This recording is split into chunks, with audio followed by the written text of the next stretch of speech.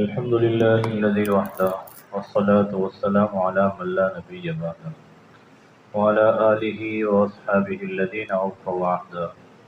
أما بعد، قال النبي صلى الله تعالى عليه وسلم: لا يفرق مؤمن مؤمنة إن كره منها خلقا رضي منها آخر، أو كما قال عليه الصلاة والسلام.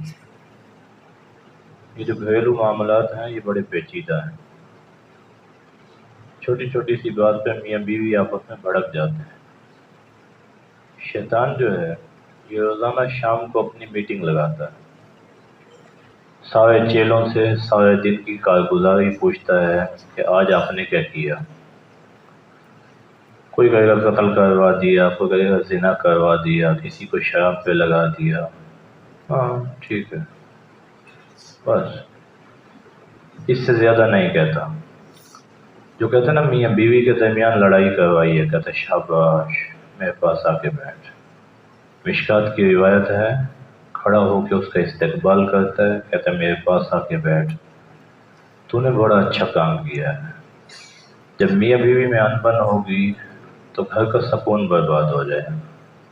اور صرف ایک گھر کا سکون برباد نہیں ہوگا، یہ دونوں خاندان متاثر ہوں گے.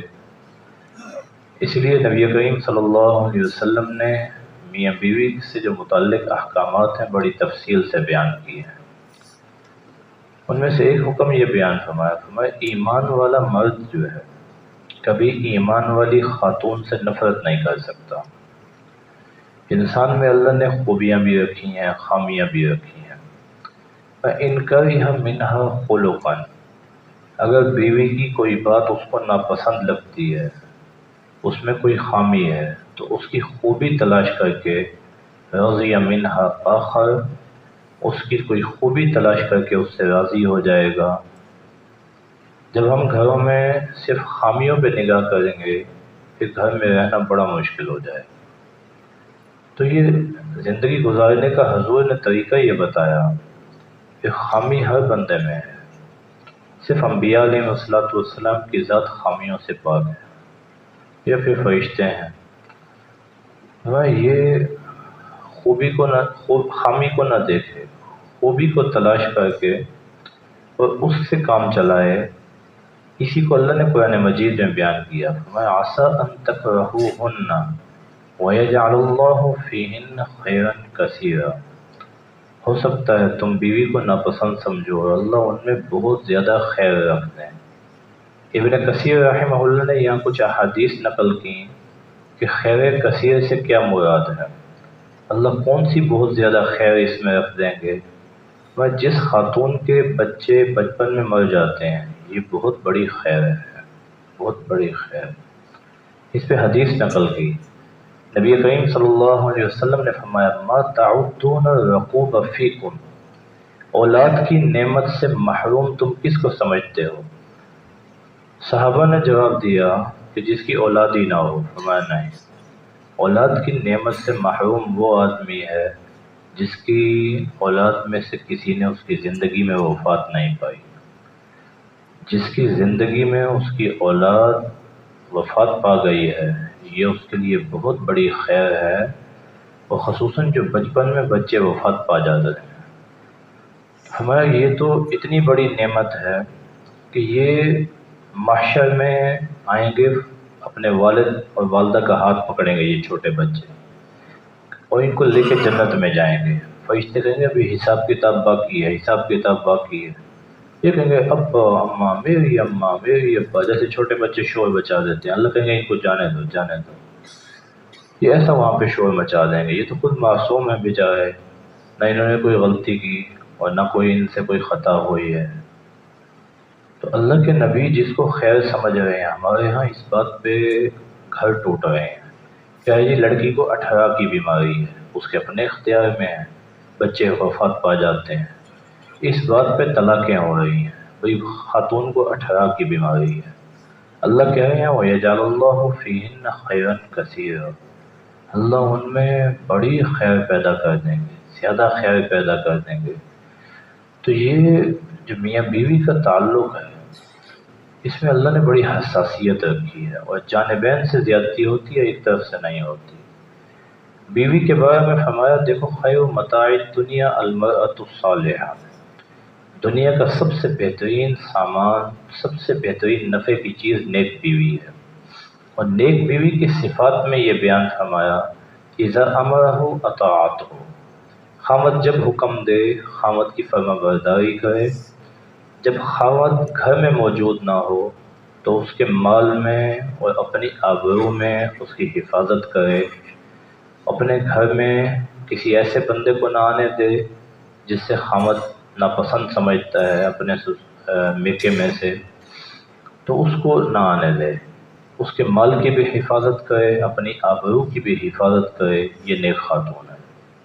اللہ کے نبی نے عورت کی نیکی کو تہجد کے ساتھ نہیں جوڑا، وہ تہجد پڑھتی ہے خاوند کی بات ہی نہیں سنتی، وہ نیک نہیں ہے۔ وہ خاوند کی فرما برداری کرتی ہے، یہ نیک خاتون ہے۔ اور پھر خاوند کے لیے فرمایا کہ بیوی کی خامیاں نہ دیکھے، اس کی خوبیاں دیکھے، بیوی کو تانے نہ دے۔ ہمارا جو ماحول ہے نا گھروں کا، وہ تانوں پہ چل رہا ہے۔ جہیز سے شروع کریں گے، تیرے ماں باپ نے دیا کیا ہے، اور پھر ہر بات پہ، کبھی اس کے خاندان پہ بات، کبھی کسی بات پہ، ان تانوں سے نظام نہیں چلتا۔ حضور نے فرمایا لیس المؤمن بالطعان، تانے دینے والا یہ مومن نہیں ہوتا، مومن کا کام نہیں ہے تانے دینا۔ حضرت عثمان رضی اللہ تعالیٰ عنہ کے زمانہ میں عتبہ بن ربیعہ، عتبہ اور شیبہ، یہ دونوں جو ہیں یہ جنگ بدر میں حضور کی مخالفت میں مارے گئے، یہ ابو جہل کے ساتھی بن کے مسلمانوں کے خلاف لڑنے آئے، کفر کی حالت میں مارے گئے۔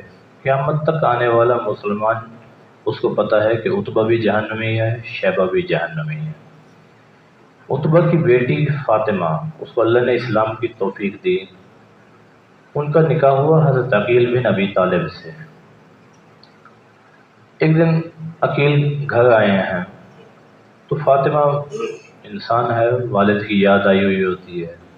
اب والد اگر کافر بھی ہے تو اس میں بچی کا کوئی قصور نہیں ہے، تو ایسے ہی سوال کر لیا کہ میرا ابا کہاں ہوگا؟ تو اب عقیل نے کہ کہنا تھا، انہوں نے کہا کہ جی جب ہم پل صراط پہ جا رہے ہوں گے تو بائیں طرف تیرا باپ جو ہے وہ جہنم میں جل رہا ہوگا۔ اب یہ بات تو ہر کوئی یہی کہے گا، قیامت تک آنے والا مسلمان یہی کہے گا کہ عتبہ جہنمی ہے۔ فاطمہ کو یہ بات دل کو لگی کہ میرا خامد جو ہے میرے باپ کو جہنمی کہتا ہے۔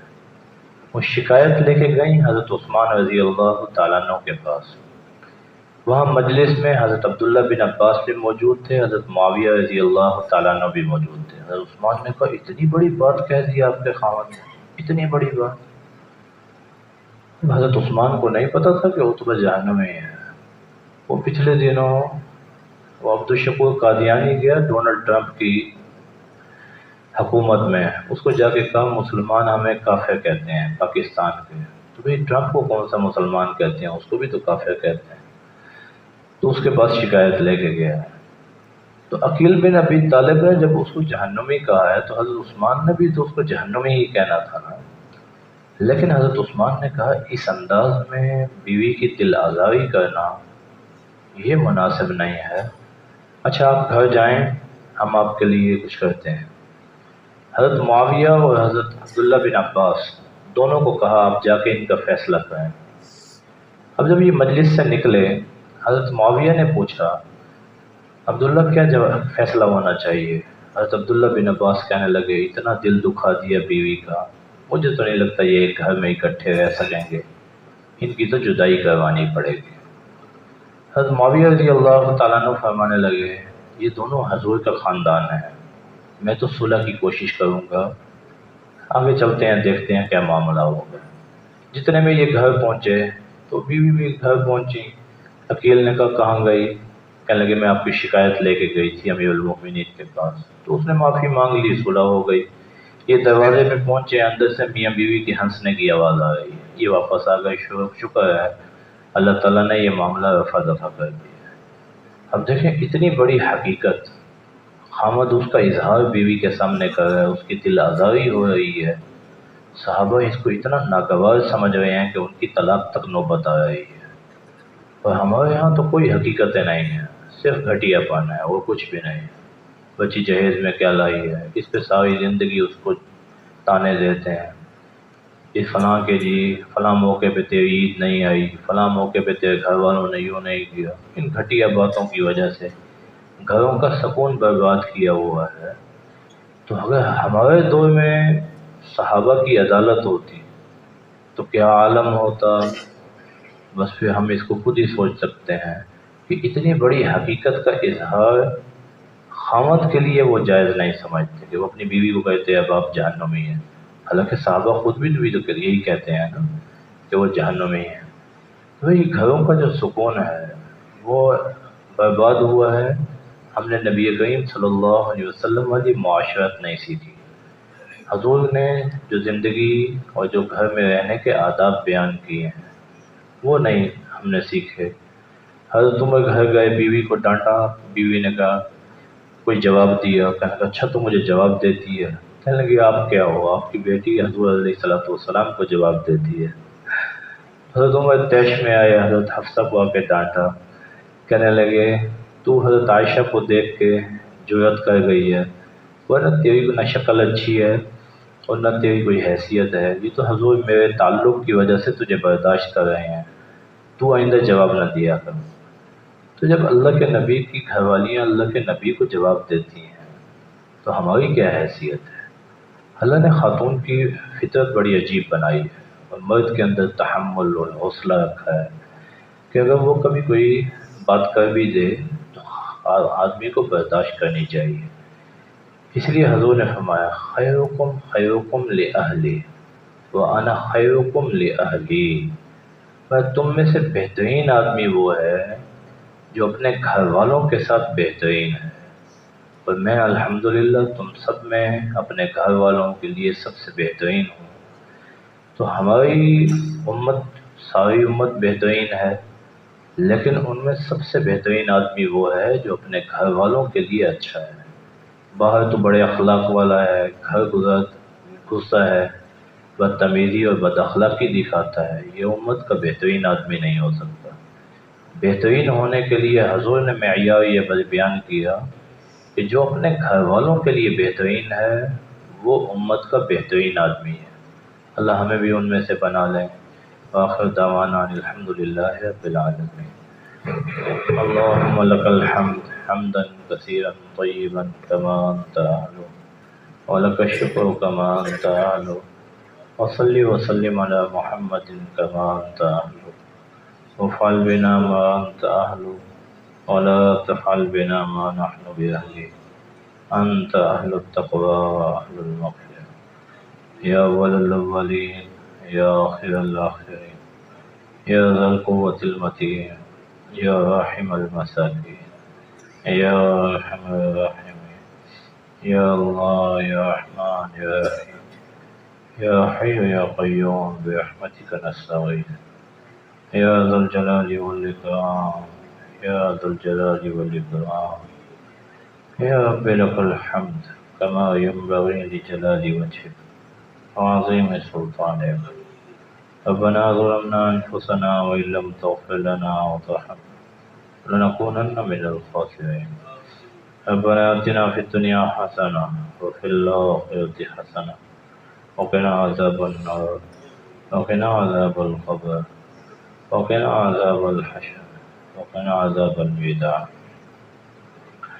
اللهم إنا نسألك موجبات رحمتك وعزائم مغفرتك والغنيمة من كل بر والسلامة من كل إثم۔ اللهم لا تدع لنا ذنبا إلا غفرته ولا هما إلا فرجته ولا ضرا إلا كشفته ولا دينا علينا إلا قضيته ولا مريضا إلا شفيته ولا حاجة من حوائجنا الدنيا والآخرة هي لك رضا إلا قضيتها يا أرحم الراحمين۔ اللهم إنا نسألك العفو والعافية والمعافاة الدائمة في الدين والدنيا۔ اللهم إنا نعوذ بك من جهة البلاء ودرك الشقاء وسوء القضاء وشماتة الأعداء. اللهم إنا نعوذ بك من زوال نعمتك وتحول عافيتك وفجاءة نقمتك وجميع سخطك. صلى الله تعالى على خير خلق محمد وعلى آله وصحبه أجمعين برحمتك يا رب.